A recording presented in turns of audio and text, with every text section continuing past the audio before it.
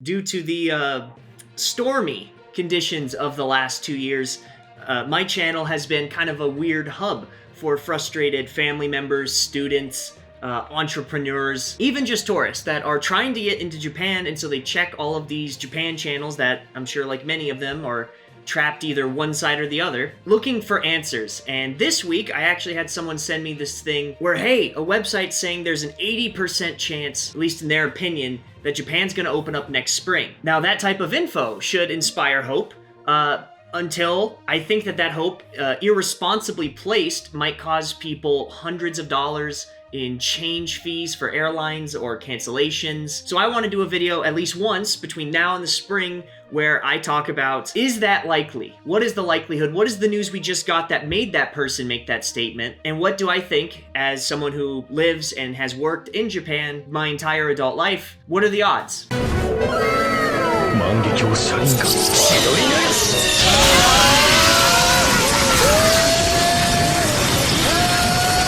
So after that lovely intro, I know we haven't seen it in a while, I do want to start off with one thing. I found out this week, Americans right now can enter North Korea as a tourist again. So it's official, we can enter North Korea easier than Japan, which I find humorous, because if you don't laugh, you cry. And in a desperate plea, a search for some people to not have bitter tears, they are looking at a pinhole amount of hope that the Japanese government put out this week on announcing it November 5th, implementing it November 8th. But enough talking, let's just take a peek at what's going on. For many of you guys, if you were planning a trip to Japan as a tourist, maybe you've already been there once or twice, I'm sure you've seen this site. This is Inside Kyoto. So I've actually used this site. Chris is really knowledgeable about Kyoto and just also Japan in general in a lot of ways.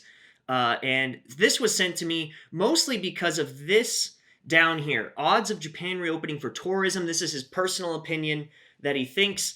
I am 100% on board with his November output. That's November 2021, 0%. Yeah, I agree. That seems to be the case. He puts December at 5%, which I'm already starting to disagree. I think that's still zero. And again, these are my opinions compared to his. He has his own reasons. I'll have links to all these sites down below if you guys want to read his reasoning for it. It's actually down here.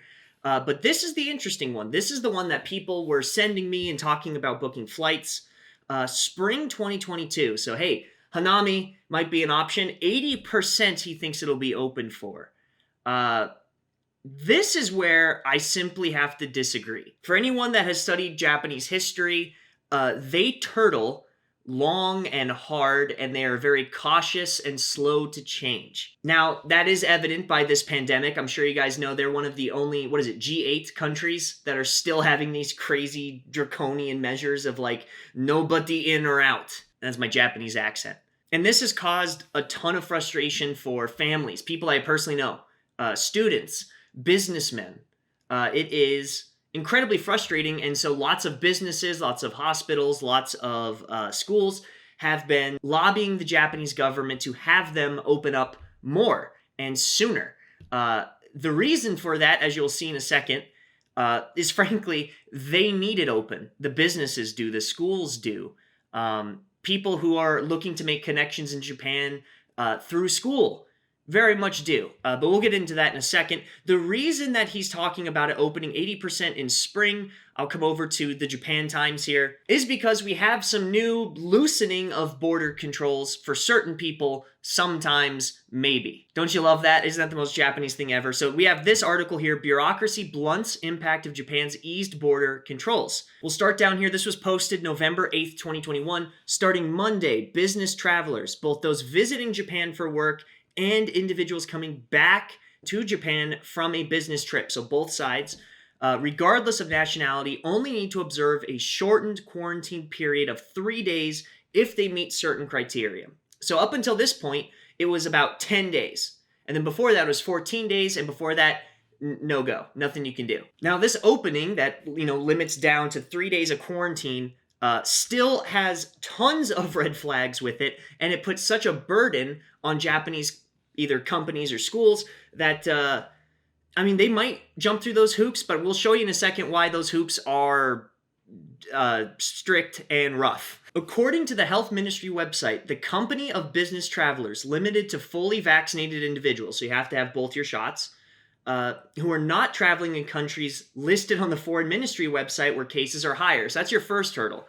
Depending on what they consider high case numbers, your country it doesn't matter if you were there or not, you can't come. And I'll bet money America is one of those right now. We'll need to submit the following documents online and have them approved beforehand. So what are these 6 documents that you actually have to have? The first is this application form. The second, you have to have a written pledge that you, the person going to Japan on business, will abide by the rules that the government instills. So you have to handwrite an agreement. Then you have to plan for where you're going to stay from your 4th day through your 10th day of those plans. And I'll go into that in one more second. Then you have to list any fellow travelers that you have and all their contact info for contact tracing. You have to have a copy of their passport, which is pretty standard for visa stuff. Most Americans enjoyed a visa-free experience with Japan for 90 days, or a visa waiver, but, what are you going to do? As well as a copy of a vaccine passport or other record of vaccination, which is pretty standard right now. I'm traveling, quite a bit during all this, and that seems pretty standard. A couple of the big things. Most of the time, when you have plans, it's possible that it changes, right? You meet someone there, maybe the company offers to take you out for a surprise dinner and you didn't realize it. But according to this, after your 3-day quarantine, so days 4 through 10, you have to write exactly where you're going to stay, what you're going to do, where you're going to eat. And on top of that, you can come down here and see in this 3rd paragraph, after entering Japan, business travelers will need to stick to the activities laid out in the plan they've submitted through day 10. So you cannot waver, and you also have a written pledge that you will not waver from it. I do not know what their plan is if you do waver from that, or if you, move off of it. Maybe you miss your bus stop. I don't know how they're going to enforce this, but I would not be testy with the Hermit Kingdom. During which they will be allowed to use public transportation only if they have reserved seats. So hey, you hear Japan is very convenient to get around in. Maybe you can use the subway or buses or trains. Nope, not unless there is reservations. I have it right here. My Hayaka-ken. You guys want to use this? Too bad. You actually have to have reservations to travel on any public transit. You also need to be attested the day you arrived, on day 3, so the last day of your quarantine, as well as the 10th day before all of these restrictions get taken away. So again, is it open to business travelers and to people doing schools? Technically, yes. And this is, in a way, a very small improvement into bringing it back to open. But think about it this way, right? This is November, and that site says 80%. They're going to go from this to open to tourists, which will probably be in some sort of capacity of this, in the next 3 or 4 months? Seems unlikely. And I can't say this enough. I'm not trying to discourage you from, booking your plan to Japan and going, no, I'm going to be there for the cherry blossoms next year. That has always been me. That is the point of my channel. I want to encourage you. Go to Japan, experience the country, learn their language, befriend their people, make lifelong relationships that improve your life and theirs. But what I've seen so much over the last 2 years is a rejection of reality when dealing with the Japanese government and how it's always been. This is not just the government now. This is how it's been historically. They are very much a turtle nation, very slow to change their course, very cautious. For good or for bad, that's how they are. And if you guys are out there, like how I was, doing a lot of student traveling or going to school, you're probably traveling pretty cheap. I know of so many people that lost so much money over the last 2 years because their flight got canceled, they got a year's worth of credit, and then it wasn't open in time, and the money just vanished. Or they didn't get any of their money back for an Airbnb or a hotel.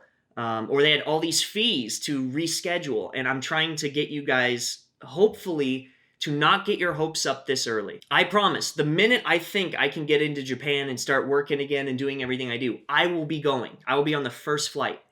I am not looking to travel in spring of 2022. And there's a reason for that. Because yes, on top of now re-allowing business travelers, students, and technicians, so tech students, or tech trainees, I suppose, is a step in the right direction. I want to put it more into context for you guys. So this here is Channel News Asia. I don't use them a ton, but I use them a bit, mostly just for other Asian countries. But they have this one about Japan. This one was posted on the 5th of November, right when all of those restrictions opened. And I want to take you down here. So obviously no mention was made of tourists. We brought that up already. But the interesting thing is, if you keep reading, or of the media reports that the daily limits on numbers of border entrants. So this is people just entering the country. These are tourists, business people, students. This is just entering the border. Would be raised to 5,000 people later this month from 3,500. Now that's speculation. They're saying that that's a rumor going around the Japanese news. But I want you to think about like, hey, that's a lot of people, 3,500 to 5,000.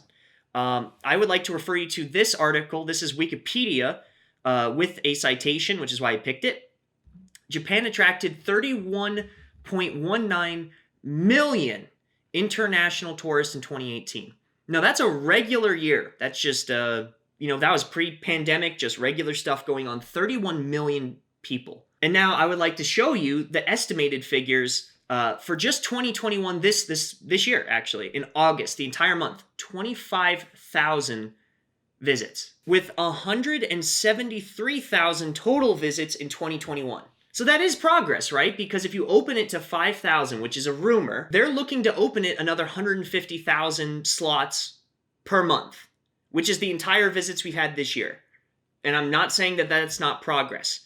But think about 31 million people in 2018, a pre-pandemic year. So that means that is the number of people who normally show up for business, for tourism, to meet their family, to go to school. 31 million. That's 2.5 million people per month in the same period of 25,000. I just checked my calculator. It's 2.6 million. It's more. That's 17 times at a lower number than what the average market says this is how many people want to come into Japan. And I don't know if you guys have been watching the news just around the world. People are traveling way more because you're stuck for 2 years. You realize life is short. So you're like, I'm going to do that once in a lifetime trip because I don't know if tomorrow's going to be there.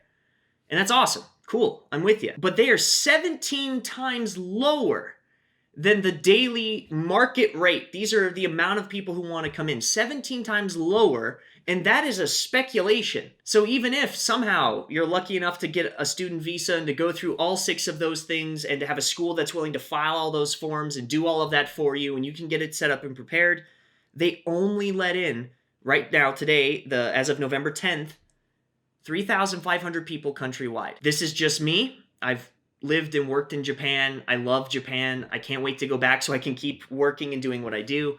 I will not be visiting in spring. I'm not planning a flight for spring. I don't think I'll be able to get in. I think either tourists won't be allowed in or they'll open very barely.